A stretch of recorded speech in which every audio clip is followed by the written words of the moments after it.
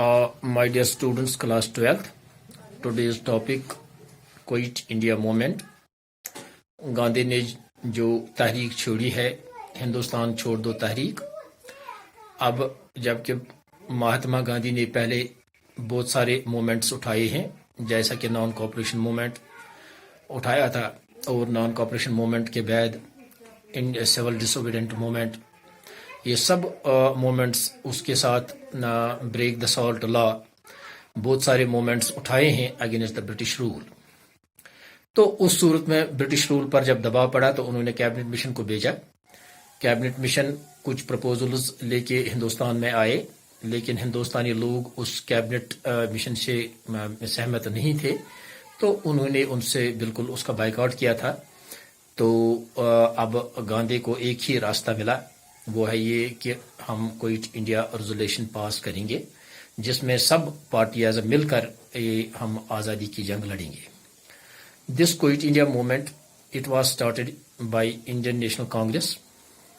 तो ये मूवमेंट जो था, ये इंडियन नेशनल कांग्रेस ने स्टार्ट किया था under the leadership of Gandhi, with the passing of the Quit India Resolution on August 18, 1942. तो अगस्त 18, 1942 में ये रेजोल्यूशन पास हुआ। On July 14, 1942 the Congress working committee met at Wardha and passed the resolution.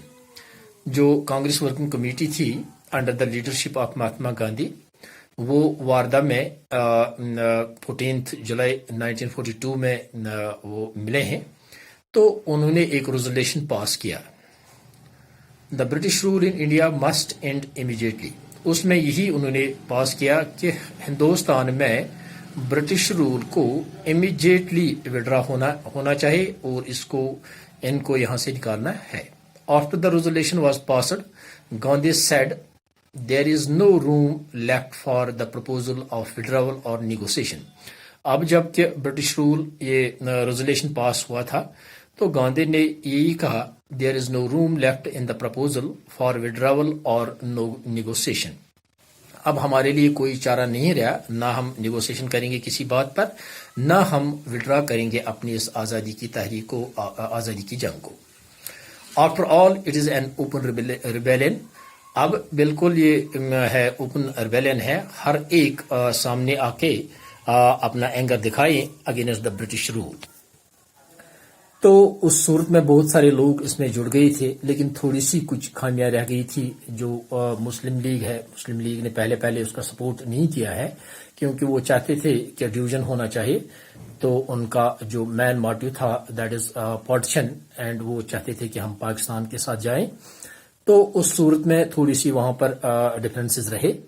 The working committee referred to its resolution to all Indian Congress committee. अब ये resolution उन्होंने refer किया था Indian national Congress committee, met at the Bombay August 7, 1942। It emphasised the demand for the withdrawal of British rule in India.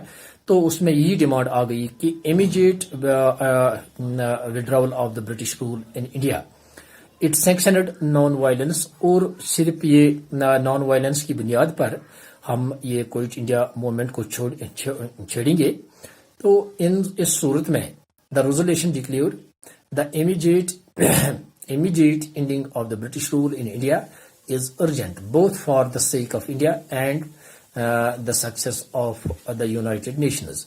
ये बिल्कुल United Nations, Hindustan और United Nations के मफाद में है कि ब्रिटिश यहाँ पर भाग जाएं और हिंदुस्तान को आज़ाद छोड़ें। तो उस सूरत में बहुत सारे कम्युनिटीज जो हिंदुस्तान में थे, बहुत सारे ऑर्गेनाइजेशन जो थे, उन सब लोगों ने उस पर साथ दिया था। लेकिन कुछ डिफरेंसेस रह गए थे मुस्लिम लीग और इंडियन नेशनल कांग्रेस में। तो लेकिन अब क्विट इंडिया मूवमेंट तहरीक छोड़ दी गई कि हिंदुस्तान से निकल जाओ, हिंदुस्तान को छोड़ दो। बिल्कुल उसमें उन्होंने ये भी स्लोगन लगाया था, डू और डाई, मरो या करो। तो अब ये क्विट इंडिया रेजोल्यूशन पास हुआ था। तो अब लोगों ने बिल्कुल हिंदुस्तान छोड़ दो तहरीक स्टार्ट की है। थैंक्स।